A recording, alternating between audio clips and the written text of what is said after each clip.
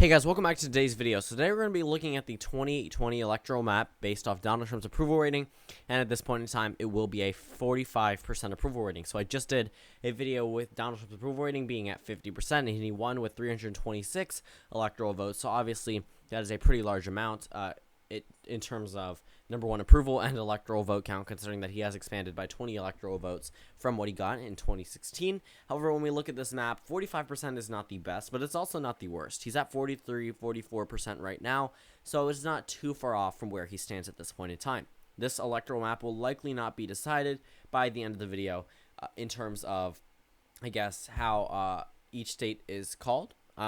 Wisconsin, Michigan, Pennsylvania, those are going to be the three key swing states that I may or may not feel too comfortable calling at this point in time, but we're actually going to go ahead. Actually, we are on the right rating, but we're going to start off with safe states and then scroll back down and pick up our likely and leaning races. So right now, California, Oregon, and Washington pretty much would all be safe Democratic states. Oregon, at one point in time, I did characterize as a likely Democratic state, but with a 45% approval rating, I would say it would be somewhere around let's say a safe state. And I saw a comment on my recent video saying that Donald Trump was elected with a 36% approval rating. I believe the number was closer to 38%, but to be completely honest with you, it doesn't matter that much. Current presidency approval ratings are not the same as prior to winning the presidency. Being able to convince the convince the American people that you are a good person, just being a candidate itself, it's not necessarily the hardest thing to do. You pretty much just have to play everything right, say you're going to do everything for everyone, and pretty much people will pretty much approve of you.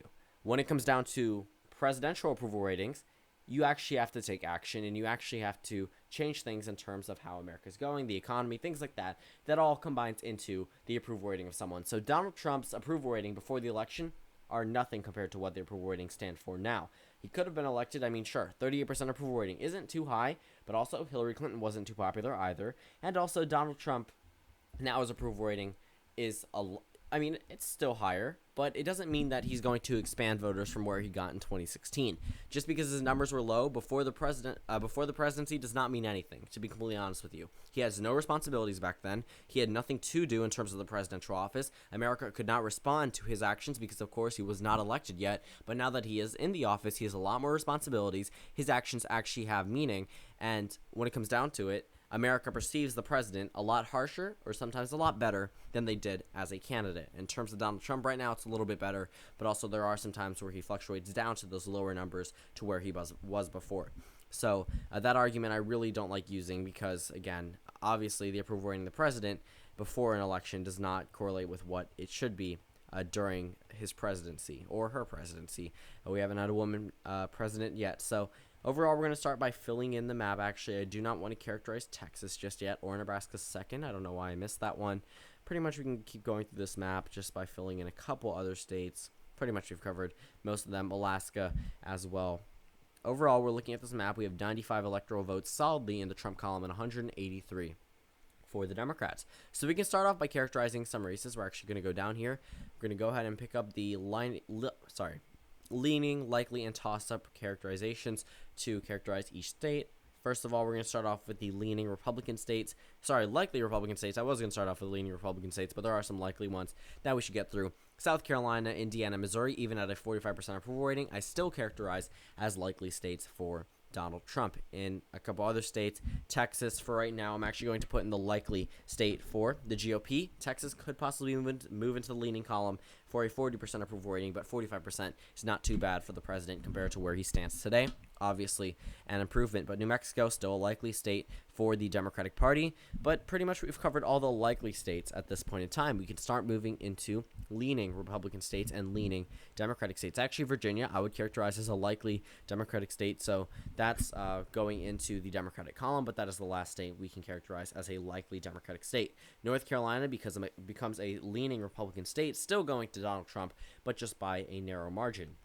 Colorado would be a leaning Democratic state at 45%. I do think Donald Trump could hover around the same margin that he got in Colorado in 2016, but possibly could just underperform just a little bit. over in Nevada. That is a state that I think could narrowly still go towards the Democrats. This is why I really want them to add the tilt feature to the 2020 electoral map, mainly because Nevada would actually be a tilt Democratic state, which means very, very narrow victory for the Democrats, but still nothing yet added for the 2020 electoral map. But Arizona would still be a leaning GOP state, along with Georgia, two swing states that actually became close in 2016 because of Donald Trump, but still going to Donald Trump. Georgia actually, Donald Trump underperforming in the state of Georgia.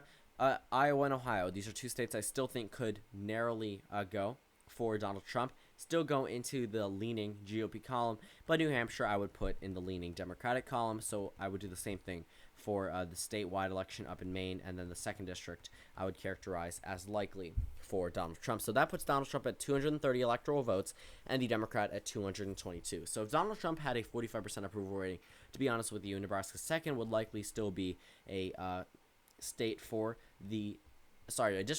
the GOP, but Minnesota pretty much would go to the Democrats in a number of scenarios, but Minnesota now leaning in the Democratic column.